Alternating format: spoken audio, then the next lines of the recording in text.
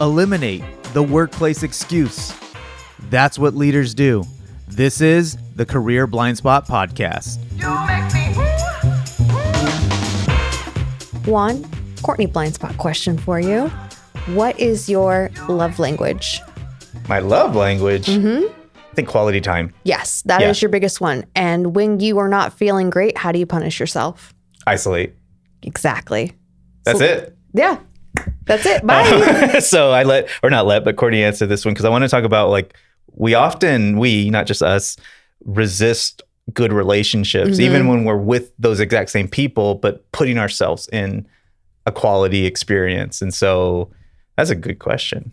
I know. What's your love language for the record? Because I don't know what it is. Physical affection and words of affirmation. So when I push you. Yes. And I say, love ya. Yep.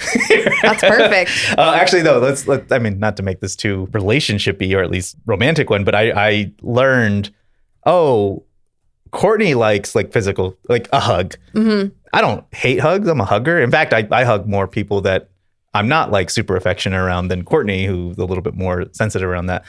But it's not my love language. I'll dap someone up, one arm hug, too hard.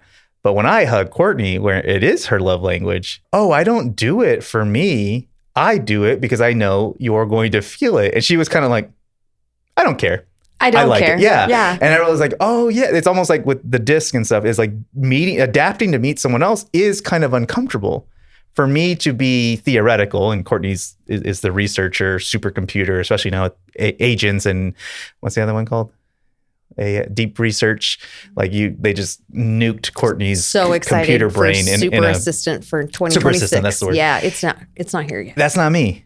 When it comes to deep, big decisions in my life, not to say I won't do some research, but I'm more curious about what the Courtneys or the expert in their field. I'm not going to go down too many rabbit holes before I call Nick, our producer. Shout out Tentilla Productions.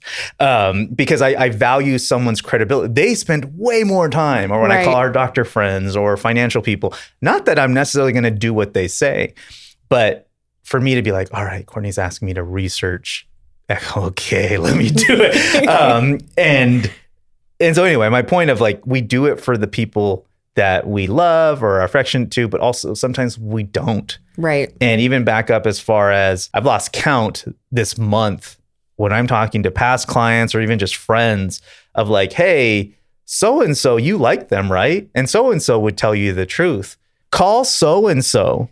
And it's not just you, it's everyone, including I know, me. That face though, that's the exact face that you make whenever you're like, call Megan Van. And I'm like, I'm intimidated. She cool. But I think there is this, why am I, I want to say having to tell you that, but why aren't you calling someone who would otherwise give you something that you're seeking? Oh, that's making my shoulders tense. I'm intimidated by her.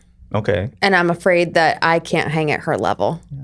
So the irony of, in that case, I assume all the parenting stuff, family, Megan's family. I need advice, wisdom. I could call this person who has at the very least experience, but more like wisdom. But also that same thing is why I hesitate on calling them. Right. And so the person you live with me is like, do call it. them. Because I got to hear, or I should say I'm tired of hearing you. But also I do that too. I avoid calling the Ricos or Justins or Stacy's or anyone else. People I know are more like big brothers or big sisters that have never been mean at all. Neither has she. I'm very intimidated. No, I know. But I'm saying why do we avoid that? I don't know. Yeah. And it's not just us, because this is the whole theme of Career Blind Spot. And one is leadership should not be lonely. Leadership isn't lonely. It's the opposite. You're collaborating with people. You can delegate and trust them to deliver. We're not calling people. My cousin AJ, years ago, one time he called me. He's like, hey, cousin Juan, I need you to yell at me. And I was like, what? And he's like, yeah, I'm going to get my stuff together. I need a pep talk. I'm like, I don't yell at you. He goes, when I do dumb stuff, I go, well, you do dumb stuff, or you say, but I was like, he was wise enough, or maybe not wise enough, that's giving me a indirect compliment, but he was saying I know I need to hear something that I'm ready for, but I don't know where to get. Mm-hmm. And I think anyone who is wise or at the very least humble is constantly doing that and also constantly giving it. Because if someone reached out to you and said, hey, Courtney, can you give me advice on how to use AI or how to do agile better or flip furniture? If it was a complete stranger or maybe someone you met a year ago, how would you react if that person showed up in your text or your LinkedIn? Freaking jazz hands. Yeah, you would be excited to help them because you're a bleeding heart liberal progressive. No. Why would you be excited to help them? Given the examples I Just gave. to get to share my knowledge. Share your knowledge. Yeah, people, we like to mentor each other. And yet there's this, it's always a no if you don't reach out.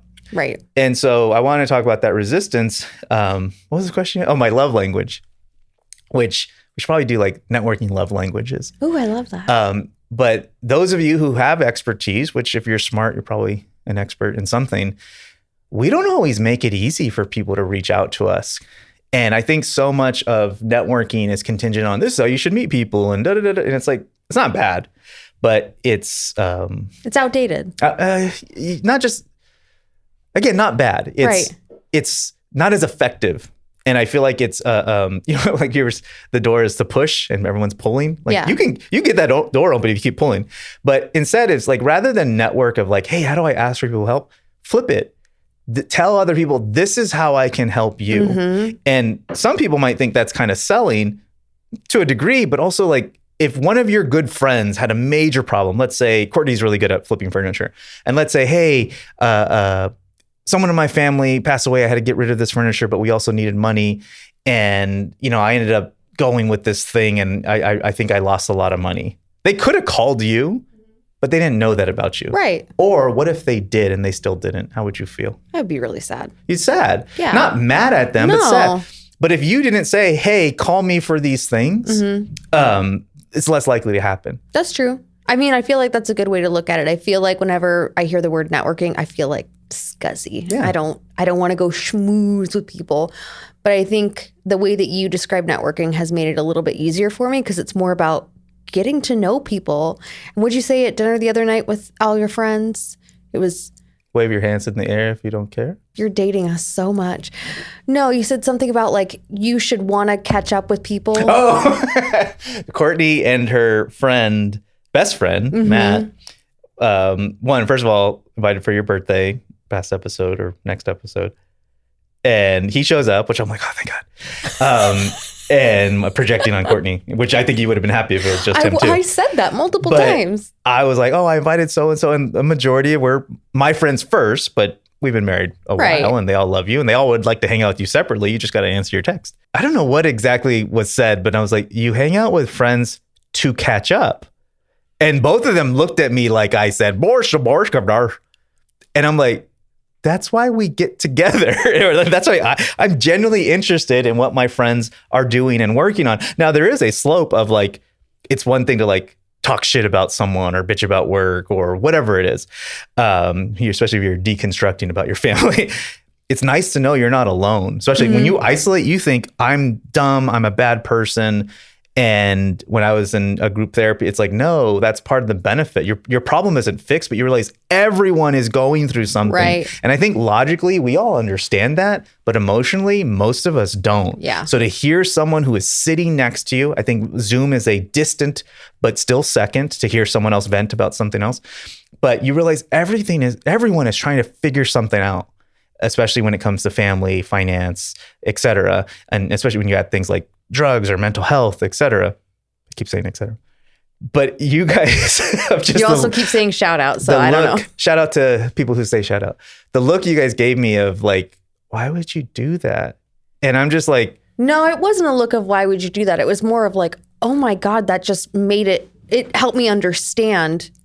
I don't understand all the social things all the time. So whenever you put it into very simple words for me that I can understand, I'm like, duh, why am I not doing that more? Yeah. Well, I think... Well, I'll ask you as we write down, why don't you reach out to not just the one friend, but any friends that you've really liked? Why don't you want them like me? And that's just bombard people with text and say, hey, you want to hang out?